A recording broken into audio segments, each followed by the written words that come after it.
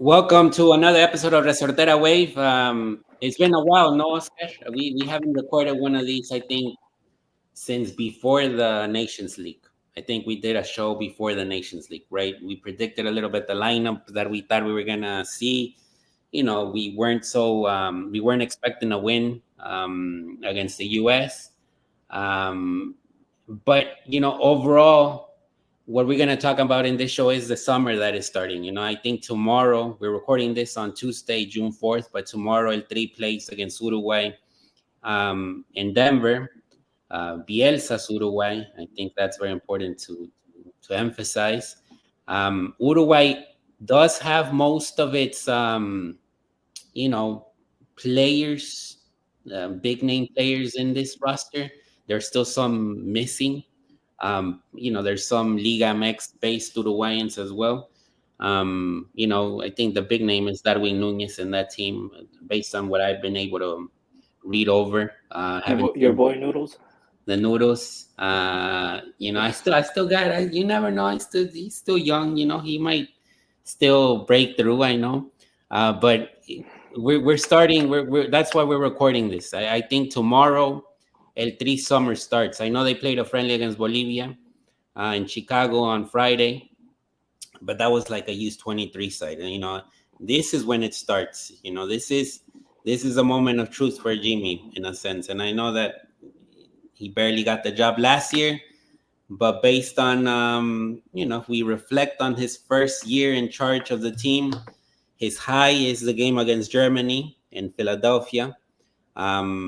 And then after that, he's had a couple of lows. No, he hasn't been able to really in the games against opponents that are on paper more talented. I think there has been some lack of intensity still, but we'll talk about that, and then a little bit about the Euros, a little bit about Liga MX, how the season ended. Pachuca won the Conca Champions. I think that's worth noting. They beat Columbus. Supposedly Columbus, almost all the staff and players had chorro, so that's part of the game, part of part of the report, I'd say. But I think Pachuca won pretty easily. Pachuca really put him on a chokehold from the first minute, and it was over. So Oscar, good seeing you. What's going on? I know the Celtics are playing this week, no, también against Dallas, NBA Finals. No, thanks, Naive. Yeah, I think the last time we actually seen each other and then face to face since our last show was, I think, March then entonces, ¿verdad? That's when. March, eh?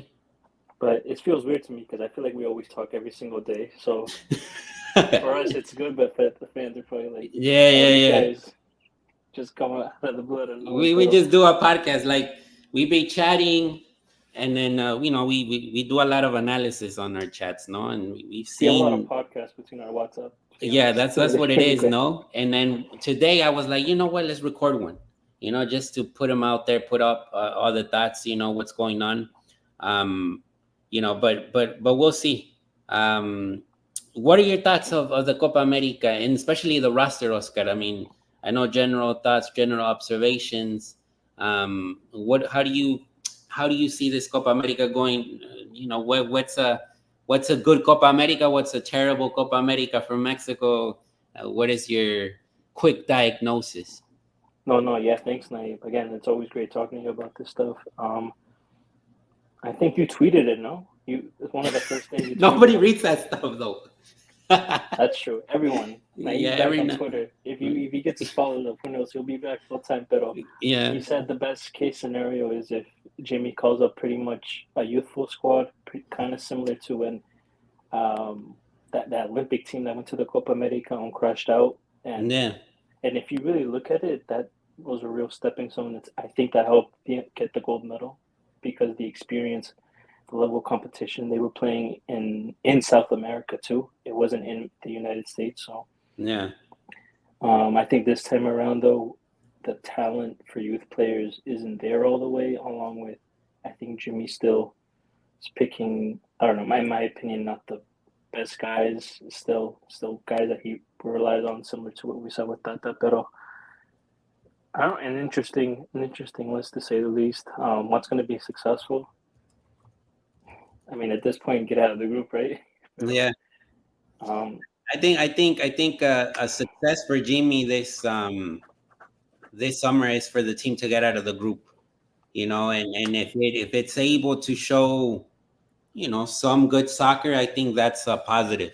Um, but I think when you look at the pendulum, or when you look at a measuring point, and this is bad and this is good, el tri is closer to the bad, no, and which means that it could not make it out of the group stage. That's my perception at the moment. Um, but knowing Mexican football, knowing how things played out in the Gold Cup, and in essence, the this one of the things that stood out in the Gold Cup with Jimmy Lozano was that he got the group together.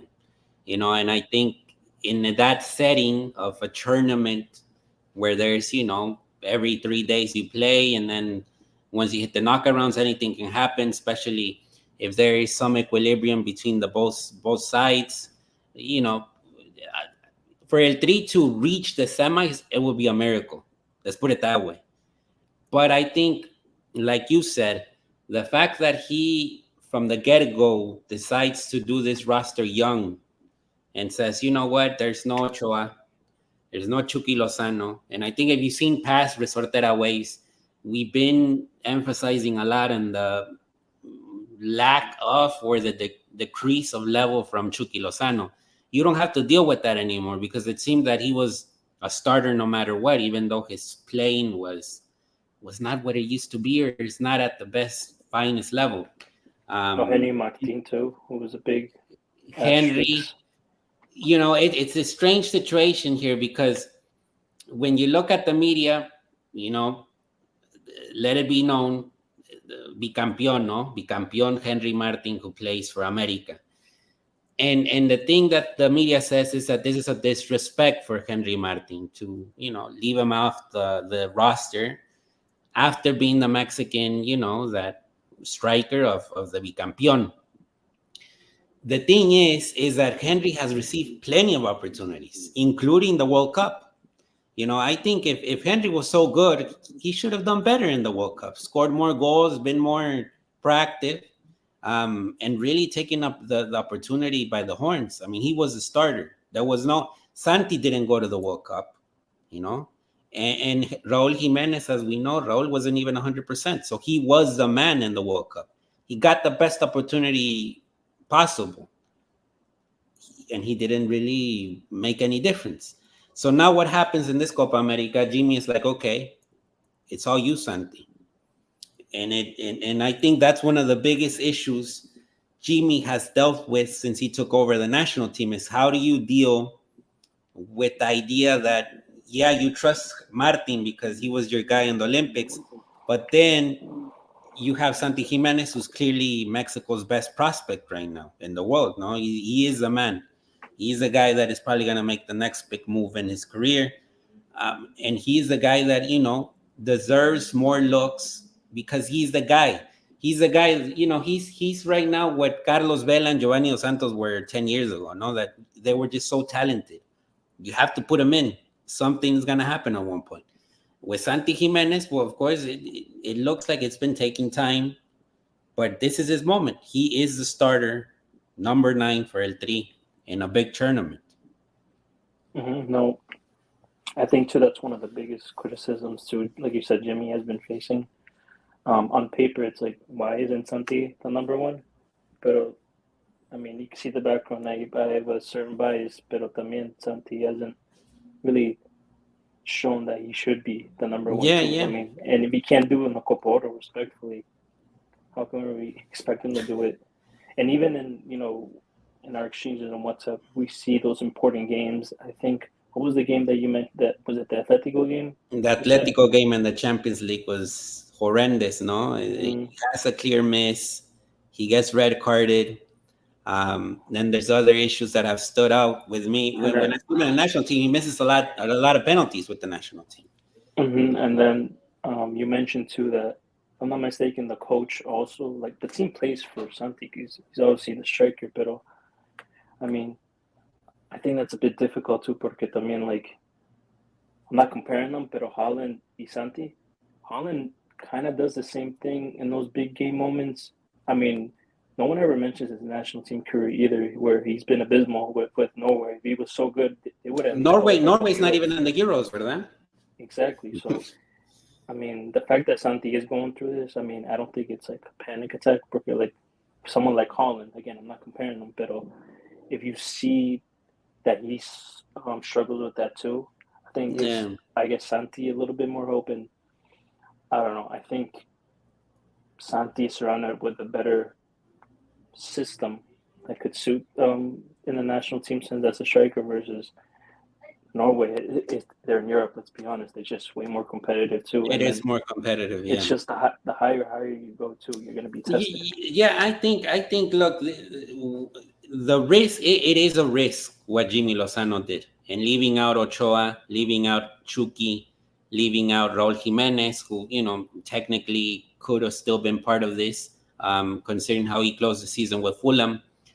But I think you needed to do it at one point. You needed, to refresh it a little bit, to really put the responsibility on other players. In this sense, Santi Jimenez has now more responsibility. Edson Alvarez has more responsibility. And Cesar Montes has more responsibility. And let it be known, Cesar didn't have a good season. Cesar is coming off back-to-back relegations in La Liga. There's a few To be players that didn't have a good spot too, which is yeah, they but would but have the managed. thing, but this is a guy that went to Europe because he was gonna go to Europe and try to make a name for himself, and it's not going as planned, no. Now it looks like he's gonna play second division with Almeria, which I think he should have just done the same thing with Espanyol, not have done the move. But of course, staying in first division is is something to really pay attention. Johan Vasquez, in my opinion, a lot of people say Cesar is the one with the lead, but I think Johan is above Cesar. Because I think Johan at least gave you a good season in Italy in the sense of, played as left back, played as center back. He's won a position in that team. He's won a role in that team, which I think is very remarkable when you think about it. Is he goes to Genoa, then they loan him to Cremonense. He comes back to Genoa, and now it looks like he might stay there for a while. And of course, let him. Genoa is not, it's a mid-table and Relegation bad. relegation, basically. So, but I think that's responsibility, no? And I think Johan is more of a leader, in my opinion, than Cesar Montes. When you look at the where each player is coming from. Now, the question right now is Alexis Vega gets another shot. And this is where Alexis Vega, I think he's lucky because he dealt with Jimmy during the Olympics. And Jimmy is hoping that what he provided on the Olympics, will be able to replicate it in the Copa America. Be more proactive, be more influential in the offense. The Vega that we saw with Toluca is not the Vega that we saw with Chivas, no? In the sense, I think he got more responsibility with Toluca. He played with more character. I'm not going to say that he dazzled, but at least there was some responsibility that he lacked with Chivas. He was less injured as well too. So that is, I think, one big hope. I think, it might be a blind hope, but it is what it is. It's what El Tri has at the moment, no? Yeah, I agree. I mean, and it just goes back to like I guess the whole list in general. Like I wouldn't have called him. I mean, No, with someone like you mentioned it to me right away. You were I like, mean, why is he calling him again? I think we'll get into it too with like the Liga Mech stuff, but like how many players? I guess this is the dilemma you face as a coach. Like how many players do you call that is in form? Like for example, even players that were on the Club America and Cruz Azul. Like the fact that Huescas isn't on the national team. Again, it's gonna be a little bit biased. It's gonna seem biased, but Uh-huh. um, Now, I understand that other side let Huescas continue his process with the youth 23s. But the thing is, we're not even in the Olympics. So there is a confusion there. and he is the best informed right back too. Like again, Jorge Sanchez didn't No, play at all with Porto, so no, and it's very. But look, one of the things that you know that we haven't even talked about is the Gallardo's not on the list either, and Gallardo had been immovable. And now, what's funny for me is that Arteaga had to come back to Mexico to receive his shot to be the starter of the national team. And let's be honest. I mean, los partidos que jugó Arteaga as a left back for Monterrey weren't bad. I mean, there were good moments for Arteaga.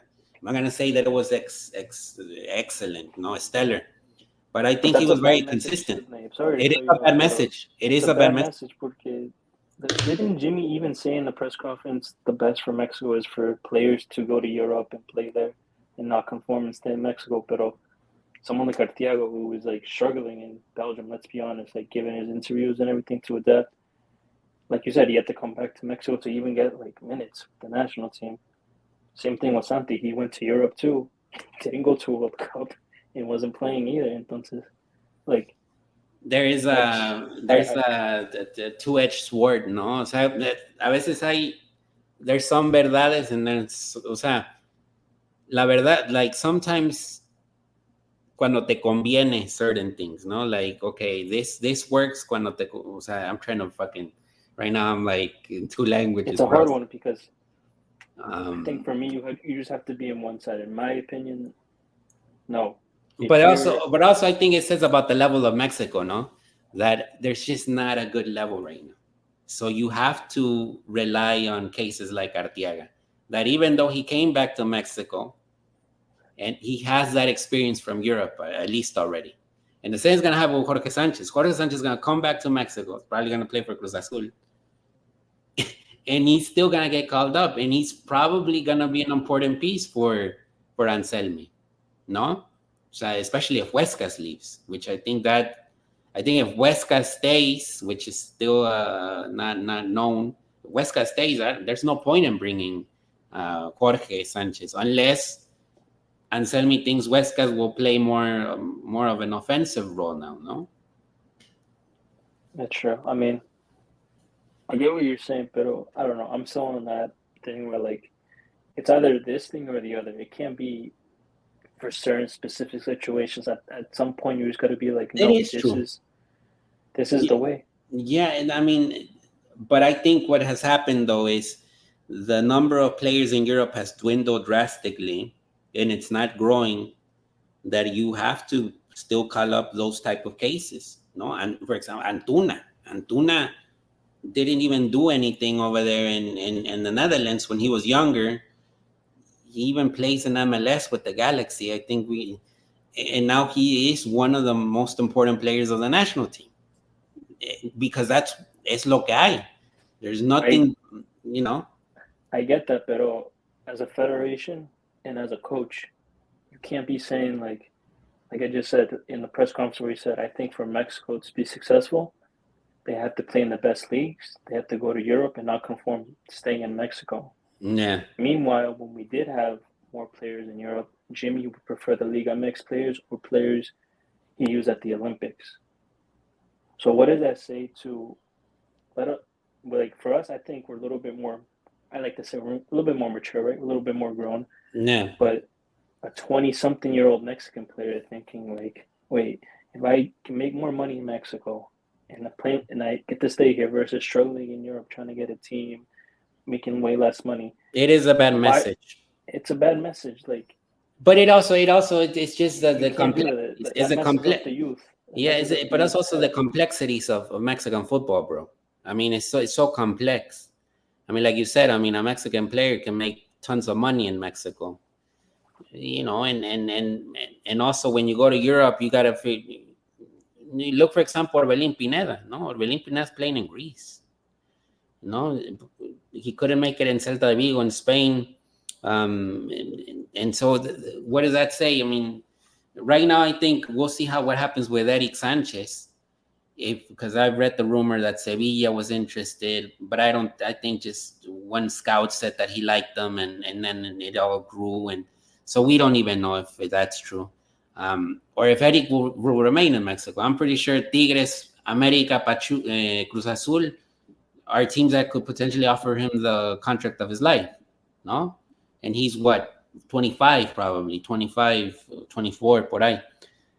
But it is difficult. I mean, I will I say it think is a complicated one, but to me, in that specific sense, I just think it's very one way and very like the way I approach it and the way I think about it. It's you can't say it's one thing and then the other, and then for other specific situations, it works better for this. You just can't say that, especially to young players, because like I said, we're older and I guess we no, can we've understand seen a we've little bit seen so more. But much things about the team already. We've seen a lot of the Mexican football. so like it's different too, especially like I said, younger players who like in Europe, ideally we want players to go abroad by the time they're teenagers or in their early 20s. And by then, like I said, you're still, you don't think the best, maybe you don't have the people around you, the men around you. So at Yeah. the end of the day, you're just gonna unfortunately you're probably gonna go with the money too, también, which I don't blame them también, pero if your coach in the federation is saying one thing, but their actions are saying another thing, what are you gonna do? Like they're not that dumb. You know what I Nah. mean? So I think for me that's very like I don't know, blatant for me. Yeah, no, we'll find out. I think the next weeks are going to be important. I think tomorrow will be important in the sense of what sort of symptom you get out of that game. Because if El Tri loses tomorrow and they lose 3-0 against Uruguay, that's gonna show you a little bit where the team stands, no? And it's gonna be mounting pressure, no? Because you play Uruguay in a friendly, then you go Brazil in a friendly, and it's not the best case. It could go really bad right away because if you lose those two friendlies and you look surpassed by both Uruguay and Brazil, who are likely gonna be firm candidates to win the Copa America, then you shoot yourself on the foot, basically. And that's what Mexico could be on the verge of doing right now. Funny enough, tonight I think the year before Tata's World Cup too. I mean, we played Uruguay. Remember too. Yeah, in And funny enough, Arizona, again, and funny enough, that was a real wake up call también, because I think that team was just like, I mean, you stagnant. remember it. It was just Yeah, horrible. Like and we put the best squad possible también. Remember that. yeah. And then you look at the other side, Champions League winner Fede playing, and again he's going to be another champ. I don't know if he's not going to be there, right? No, Valverde no está, fíjate. So But lucky, we're lucky there. you see like the squad. No, you have all these players playing, and then in these top European leagues, player by player. So again, we're gonna get. I think we're gonna get another good reality check in a Yeah, sense. so But so we'll hopefully see. I we'll I see the think nuances from Jimmy. Hopefully, yeah, I think let's give him the benefit of the doubt. I think we can't totally be just demolishing him before this starts. Um, but it's gonna be very very interesting to see what the FMF does because it looks like even if El Tri doesn't make it out of the group stage, Jimmy Lozano stays, which I think is very interesting that positioning, no. Um, but then again, anything can happen in Mexican football. Las formas van a importar mucho. O sea, if you're losing to Venezuela 3-0 or 2-0 and you just don't look in control of the game whatsoever, I think that's gonna raise a lot of alarms. It's not an easy group. I mean, maybe 10 years ago, quote unquote, you could consider it easy because Mexico, I think, was on a better, proper level than now. But right now, it's a very difficult group. Ecuador and Venezuela have, a great generation of players. Especially Venezuela looks like they're actually knowing what they're doing now. And Jamaica is still a little bit. It won't be an easy game. I mean, I know that there are some key players missing from this that are potential that could play for Jamaica but are not playing. But I think from a tactical perspective, I think with this coach from Iceland, they've been really organized, no. So I think they struggled again. Jamaica made Berhalter sweat, no. So it was so close in a Nations League to see a Jamaica Mexico final. I mean, we were mm-hmm. literally seconds away from that, no. Yeah, I think Jamaica's one of those ones too, también, where I think they have the talent, especially if you're starting to get all these guys in the championship, the Premier League. But I think it's like the organization and the coaching. I mean, I don't know if you've seen like those documentaries of the Jamaican national team where like Yeah, it's just a bunch of individuals who like kind of do whatever they want. At this point, it's. I mean, we thought FMF was bad. yeah, yeah, This yeah. is another level, but yeah, you're right. Just a tough group, like you said, a tough group. Yeah, Um, it's a tough group. I mean, and look, Jimmy, it's a big test for him. I mean, I don't think if you would have told me 5 years ago that Jimmy Lozano was going to be coaching the national team in the years before the 2026 World Cup, I would have told you that you were crazy. But this is where we are right now. I mean, it's insane. Um, what has occurred since the elimination in Qatar in 2022? I thought there would be more improvements, but I think we're falling backwards instead. But it's another conversation. The Euros also will be played, and they start next week, I believe. Um, I feel that el fracaso sería France doesn't make the final. I think France has to reach the final with the squad that they have. I think they have to, no? hmm I agree. I don't know. It's a tough one. I thought you said Germany at one point. No, Germany, yo también. I got Germany up there. I think Germany, a lot will depend in how the team really starts off the tournament. But I think because they're the home team, they're the host, so I think Germany is definitely up there, no? So top four for sure, Germany, no? It's a tough one, to be honest, because England también, y I would say Spain. Those are my mhm, top four favorites. I I really don't know. On paper, it's like you said, it's probably those four. But I Dark mean, horse, mira, yo digo, Dark horse va a ser Austria with Ragnick. Ralphie, yeah, no sé, because the last one, who thought Italy was gonna do anything? Yeah. Y ahorita, ¿verdad? Que el coach es Spalletti, ¿verdad? But and they're a young team también, so it'll be interesting to see if they click on something. But that's possible too. The thing about the Euros is the preamble of the World Cup. What you're gonna see in the next weeks in the Euros is what we'll likely see in the World Cup in terms of tactical, what goes on, how the games progress. In my opinion, whatever you see in that Euro, most of the time it happens in the World Cup. The same teams kind of still pick up steam and reach the final stages of the World Cup. No, so for example, France, England, they're gonna elaborate from what they lived in the last World Cup and then try to win it this time around. I mean, I think the thing about France is just it's so much talent, and it's been with the same manager too for so many years already. The Champs has been there for a while. Yeah, I think on paper, like you said, France. I don't know. It's gonna be a difficult one. On You know paper, what yeah, it? it's France. Fíjate, también is very interesting, bro. I gotta look at the all the rules Los porque groups, también. ajá. Pero fíjate, una de las cosas that I was just thinking right now is that all of our lives, well, not most of our lives, but yeah, a big chunk of our lives, we've seen the Messi Ronaldo rivalry, no? And it was always, the Ronaldo in Madrid and the Messi in Barcelona. And for me, it's crazy that we're in the summer of 2024 and Ronaldo is going to play in a Euro and Messi is going to play in a Copa America. Still. And not only just play, but they're still influential.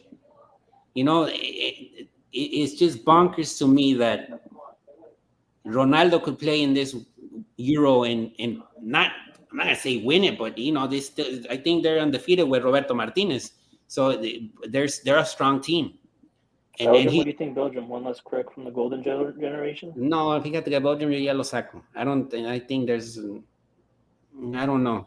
I mean, maybe the Bruyne gives sparks, but I don't know. It's a very very strange one, pero yo no creo que not they don't have the level of Portugal. That's for sure. That's true.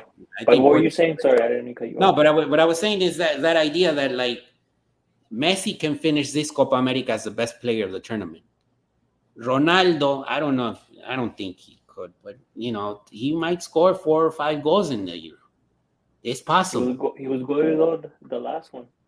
So that's what I'm telling you. It's like, isn't it crazy that we're still that there's still this fucking rivalry in 2024? They're not playing against each other, but heck yeah, Ronaldo. If Ronaldo has a good game in the Euros, Messi's gonna be like, fuck yeah, I want to have a good game in the Copa America, and Yeah, they're that's above true. 35 already. That's true.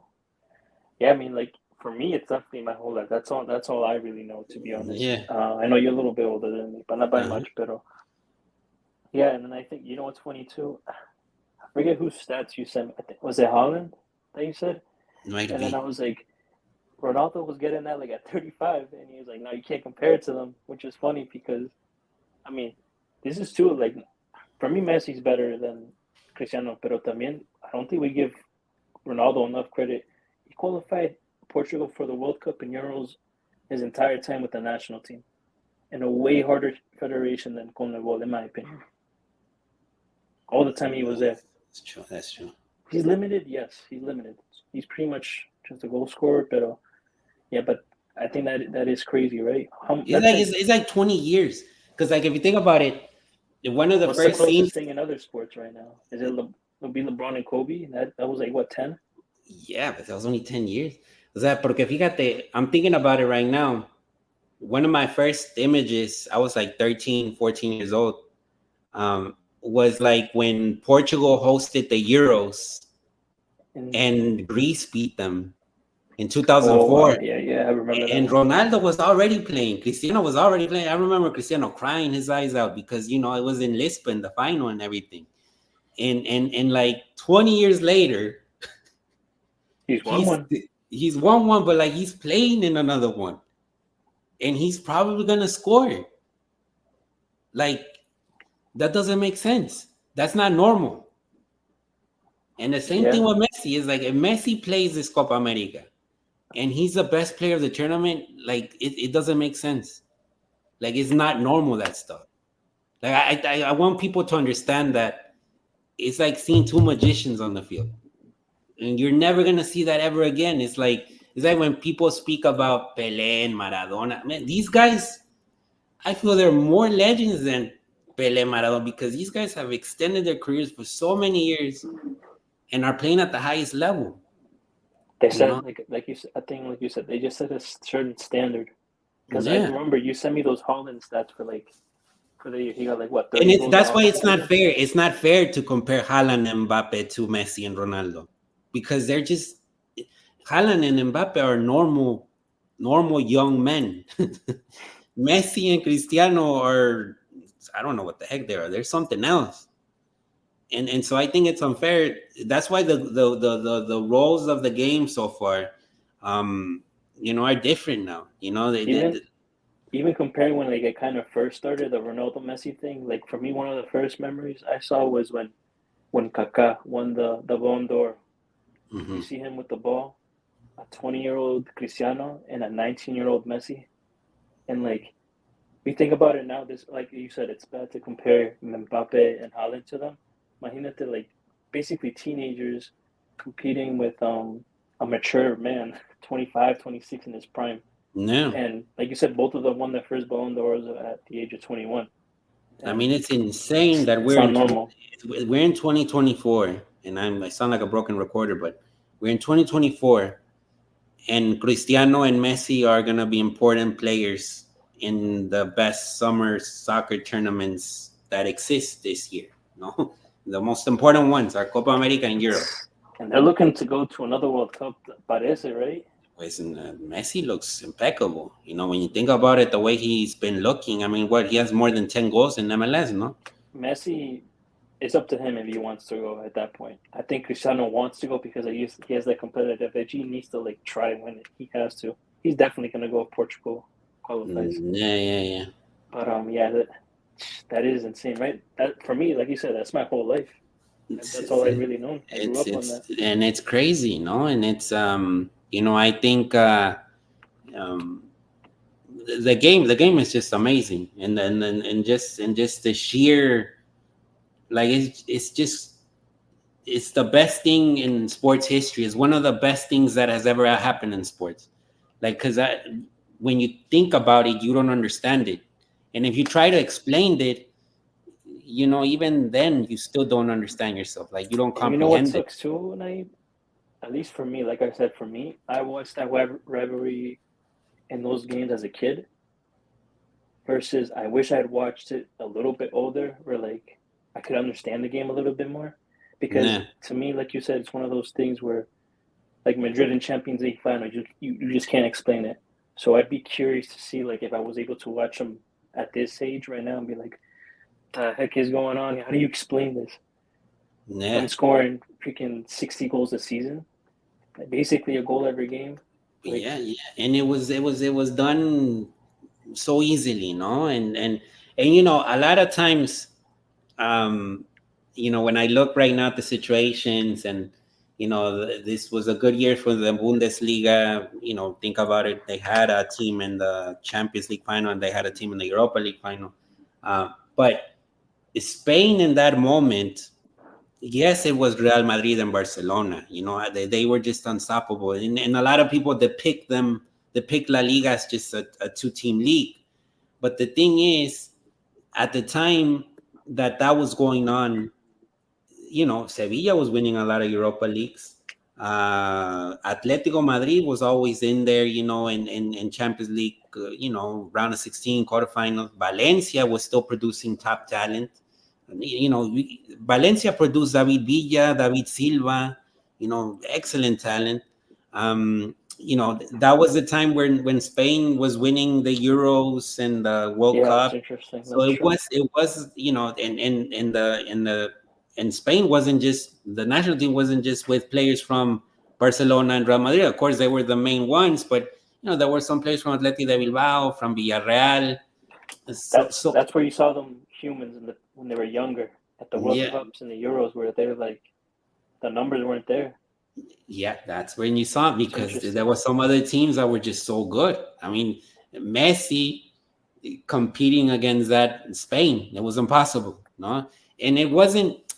Also, it might have been tactical también, no? It's It like, was, I think, the most perfect one for me that I remember vividly was 2014 Germany versus Argentina. I've never seen Messi so isolated. The yeah, way Germany did it, I think if anyone can go watch it back, I watched that game back. It's impeccable what Germany did. exactly. And so that's those are the little things, and then you can make the argument now that after all those lessons, after all those fracasos that Argentina had, they learned the lesson, and they were able to carry out the stuff in 2022, with Scaloni. But also, the thing also that comes into play is this, that, and I think this, we can close the episode with this, but it's the term of luck, no? We saw it this weekend with Real Madrid Dortmund. If Dortmund scores one of those goals in the first half, maybe we're not talking about a 15th Champions League, for Real Madrid. The luck también that Argentina lost in 2022 against Saudi Arabia the first game. They play against Mexico the second game. The first half, El Tri sits back, controls, and then Messi has a moment of magic, and bam, everything changes. So those little things, I think, are very important in the game. I mean, it's so I know it's so tactical and so data driven nowadays.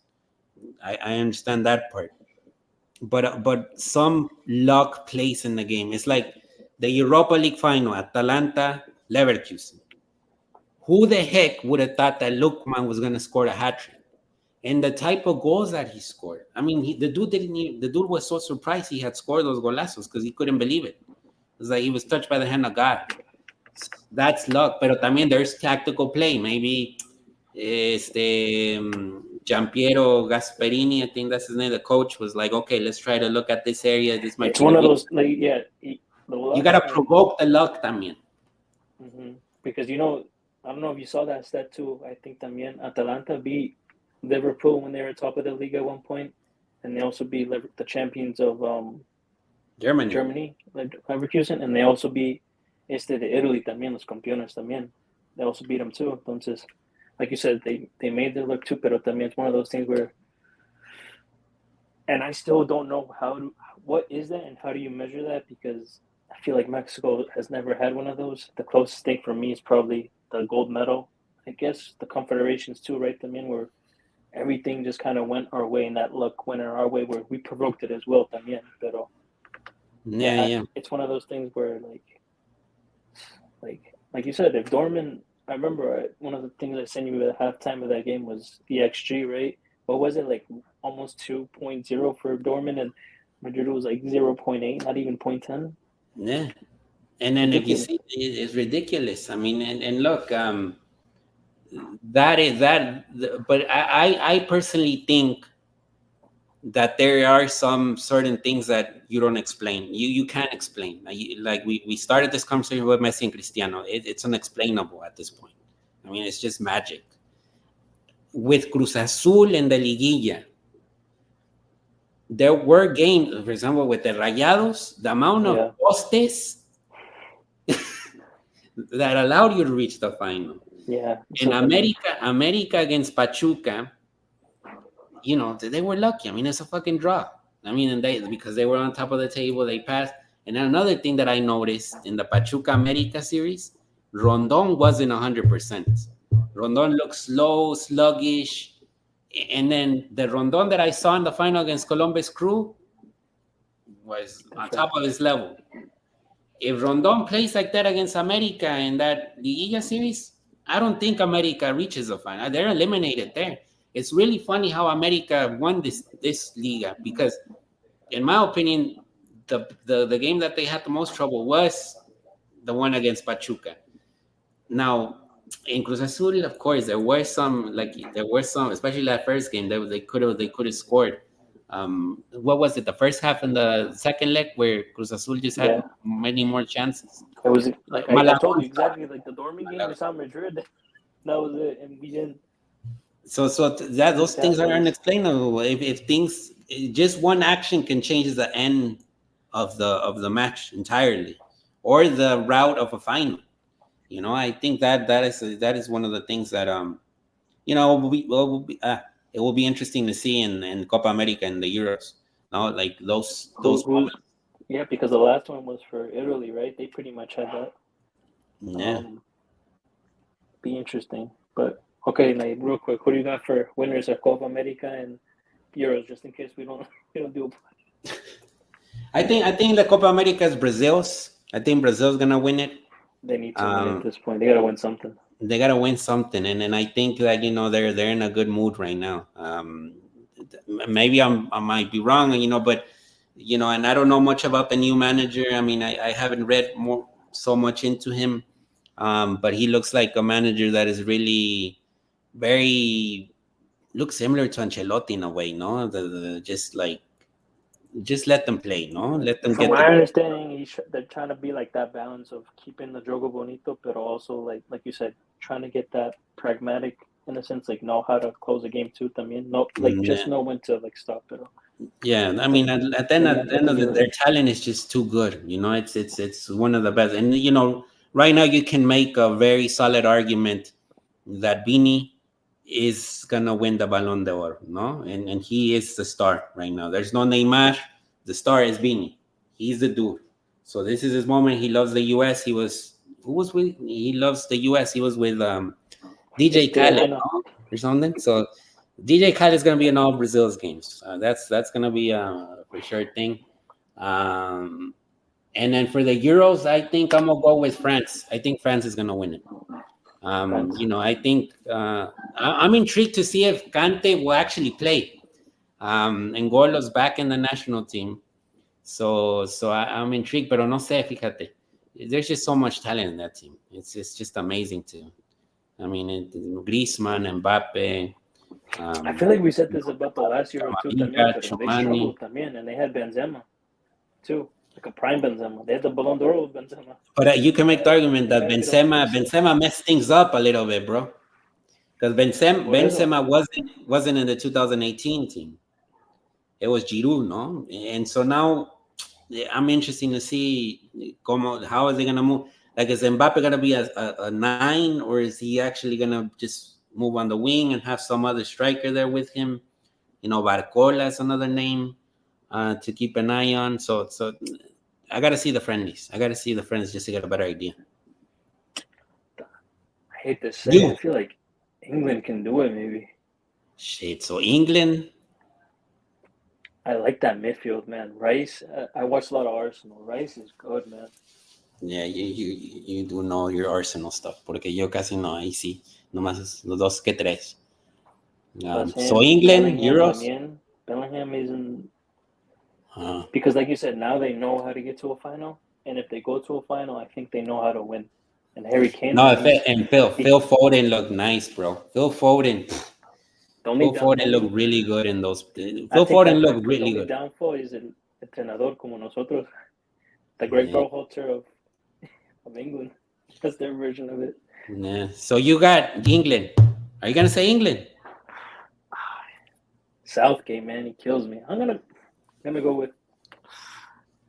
Yeah, I'll go with England. Why not? All right, England, My and then the cousin Copa will win America. Copa America. I'll go with you with Brazil, but dark horse for Copa America night that no one's talking about. I think USA.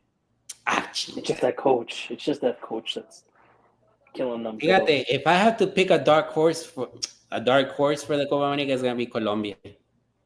Colombia with this manager, there's something special going on.